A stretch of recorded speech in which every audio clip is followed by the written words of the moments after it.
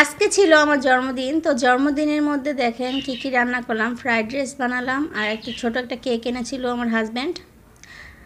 তো hello everyone, আসসালামু আলাইকুম। ভিডিওটা পুরো দেখতে হলে আমাদের সঙ্গেই থাকুন, আশা করি ভালো লাগবে। তো আমি এখানে দেখেন ফ্রাইড রাইস বানাচ্ছি আমার জন্মদিন উপলক্ষে, হাজব্যান্ডকে এটা সারপ্রাইজ দিব। তো এই তো আমি কিন্তু এখানে বরবটি আর গাজর, তারপরে ডিম ভেজে এটাকে ম্যাজিক মশলা দিয়ে নেড়ে চেড়ে, আর পোলার চালটা কিন্তু আমি আগে থেকে সিদ্ধ করে রেখেছি। তারপর আমার তৈরি হয়ে গেলো ফ্রাইড রাইস। এখানে আমি কিছু সয়া সস আর হালকা ম্যাগি সস দিয়ে দিব, আর টেস্টিং সল্ট দিয়ে দিব, আর স্বাদ মতো লবণ দিয়ে এটাকে নেড়ে চেড়ে কিছুক্ষণ দমে রাখবো। এটা আস্তে আস্তে কিন্তু হয়ে যাবে। তো দেখেন, আসলে আমার জন্মদিন, তারও তো একটা আনন্দ, তাই বাচ্চাদের জন্য এই তো ক্রিসপি চিকেন বানাচ্ছি।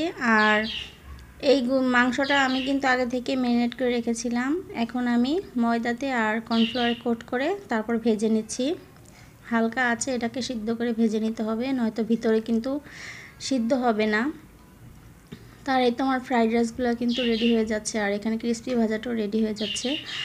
আর এখানে কিন্তু আমি একটা সস বানিয়েছি 4 পদের সস দিয়ে, তারপরে ফ্রাইড রাইসটা দিয়ে আমি কিন্তু একটা চিকেন, তারপরে কিছু এখানে দিয়েছি ক্যাপসিকাম দিয়েছি 3 কালারের। তো এটা হচ্ছে এই সস দিয়ে গোস্তটা আমার কাছে এত ভালো লাগে, যা বলার বাইরে, অনেক টেস্ট।